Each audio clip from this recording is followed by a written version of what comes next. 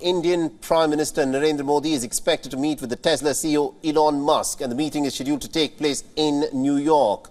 Now remember, the Indian Prime Minister is presently on a 3-day-long state visit to the United States, has just landed in New York a few minutes ago. Now, the Indian Prime Minister will be meeting with many members of the business community and other leaders during his trip. And this will be the first time that Elon Musk will be meeting the Indian Prime Minister since he took charge of Twitter.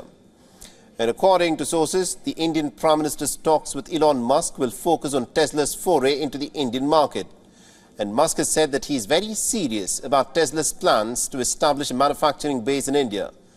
Now, back in 2015, the Indian Prime Minister had paid a visit to the headquarters of Tesla Motors in San Jose in California. Now, the Indian Prime Minister will be meeting at least about 20 thought leaders from various walks of life, and this will include Nobel laureates, economists, artists, scientists, scholars, entrepreneurs, healthcare sectors, amongst a whole lot of others. And some of the popular leaders that the Indian Prime Minister will be meeting includes the likes of US astrophysicist Neil deGrasse Tyson, the World Bank Senior Vice President Paul Romer, amongst many other important literary figures and artists.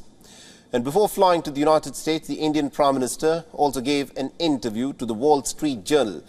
Now, speaking of the Russia-Ukraine war, the Indian Prime Minister said that the world has full confidence that India's topmost priority is peace. He also underlined that India is not neutral in the Russia-Ukraine war, but rather India has taken a clear side of peace. On the India-China equation, the Indian Prime Minister stated that peace and tranquility at the border areas is essential. He said, and I quote him here, that India is fully prepared and is committed to protecting its sovereignty and dignity. Last May, Biden and the Indian Prime Minister had announced a bilateral initiative on critical and emerging technologies. The technologies that were dubbed as ICET. The two leaders had directed their governments to work together on advanced tech, from AI to semiconductor chips to quantum computing, especially in the defense sector.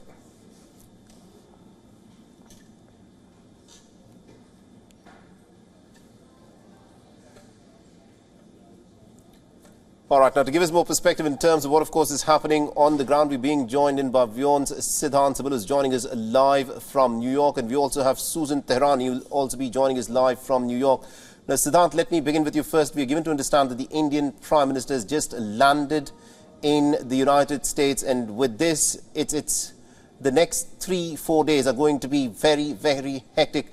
Now, give us a sense of what's in fact lined up for the Indian Prime Minister in the United States. Well, Mohammed, I'm standing in front of Indian Prime Minister's hotel where he is due to arrive shortly, and it is celebrations which are happening essentially. If I can show you, a lot of Indian Americans have descended, and with flags they have descended here, and they are eager to wait the Indian Prime Minister Narendra Modi, and of course a lot of sloganeering as well. Let me first speak to them because they are waiting for a pretty long time. Sir, how do you see this visit of the Indian Prime Minister cementing the relationship? Because everybody recognizes us, they respect us due to Modi, because Modi's work is powerful in the all over the world. He's a hero of our India. Sir, your comments about the Indian Prime Minister's visit, if you can come this side and speak to. Yes, it's a very proud moment for all the Indians and even Americans. He has brought our name, way up in the world society, so to say, and he is a saint, and respect him like a saint, but I think it's going to be very good for the relationship between India and USA, and we are proud of him with the work that he's been doing, and we know whatever action he's going to take for Indians and for the world as a global family, it will be the best, So we are all the way with him. Many Indians have now broken into spontaneous Garba. If I can show you a little bit here, there's a lot of commotion as well, but essentially a lot of media as well present to record this moment. We have seen several diaspora events. One will happen in Washington as well, but the excitement in the diaspora is something that is natural as well. There's 4 million members of the Indian American diaspora here in United States, and they play a key role in terms of strengthening of the relationship. There are others as well. Sir, would you like to speak to us? How do you see Indian Prime Minister's visit to the United States? It's really good that he's here. It's a blessing. We're really proud of Modi ji. looking forward to seeing him. Looking forward to see him is the message by the members of the diaspora. But all in all, a lot of outcomes. We do expect outcomes.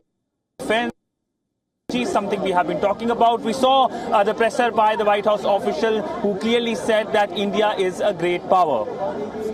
Indeed, Siddhant. This, of course, is what we've been waiting for. The Indian Prime Minister has, of course, landed in the United States. And this of course, kickstarts the next 3 odd days of the meetings that he'll, of course, have with different leaders and with thought leaders in the United States. And also joining us in this broadcast is my colleague Susan Tehrani, who's also live from New York. Now, Susan, there are a whole host of different leaders which the Indian Prime Minister will be meeting, but what has been confirmed and what is making headlines is the fact that the Tesla CEO Elon Musk will also be meeting with the Indian Prime Minister. Now, Elon Musk has been trying for some time to start his businesses in India. Now, give us a sense as to how crucial the meeting of the Tesla CEO is likely to be with the Indian Prime Minister. You know, it's very important, first of all, considering the fact that there is so much pressure on U.S. companies to move their hubs out of China and to go somewhere else where they can also do business in. And not only in Asia, but elsewhere, there's been this damning concern about how to really decouple, not come back to the United States, but find another hub. And I think with Tesla CEO Elon Musk really being the first meeting between the Indian Prime Minister and a American business person, then it really sets the stage that the possibilities are endless in terms of cooperation between the two sides with the private sector and also India as well. And I think India's private sector is also going to be looking at this meeting very closely as well, as will business leaders here in the United States, to see how this develops and what is the potential between the two sides, if you may. Absolutely, indeed. And Siddhant, if I can bring you in on this, the 21st of June is recognized as World International Yoga Day. And we've got a lot of events lined up tomorrow in New York. Give us a sense about the International Yoga Day and as to how this will be done in New York there. Well, yes, Yoga Day is something that will be the key showstopper here in New York. Perhaps I can first show you some visuals of the members of the Indian American diaspora here ahead of the Indian Prime Minister's visit, but a festival atmosphere ahead of Indian Prime Minister's arrival at his hotel. But yoga is something that is on top of the mind.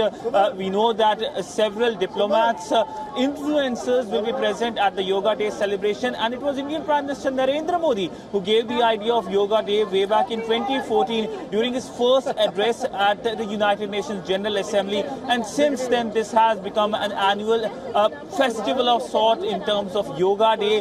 This time, of course, we will see the President of the General Assembly also participating, other high-ranking UN officials also doing yoga with the Indian Prime Minister. We know that when it comes to yoga, it is seen as an important component of the UN SDGs, that is Sustainable Development Goal, and emphasized yoga ambassador to काफी ऐतिहासिक ये प्रधानमंत्री की यात्रा है America की. My colleague Siddhant Civil there, but meanwhile these are live visuals that are coming in straight from New York, where the Indian Prime Minister has just landed. He's got off from his plane, and I'll be heading to the hotel, the place where my colleague Siddhant Civil is presently at.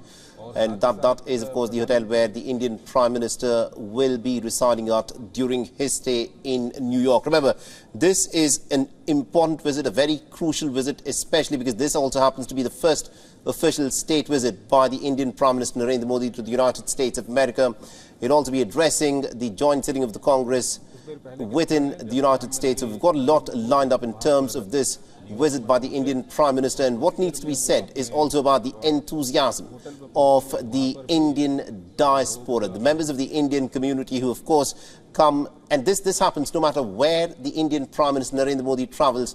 Perhaps no other leader gets a welcome in the manner that Narendra Modi gets from members of the Indian diaspora who come up in their thousands cheering.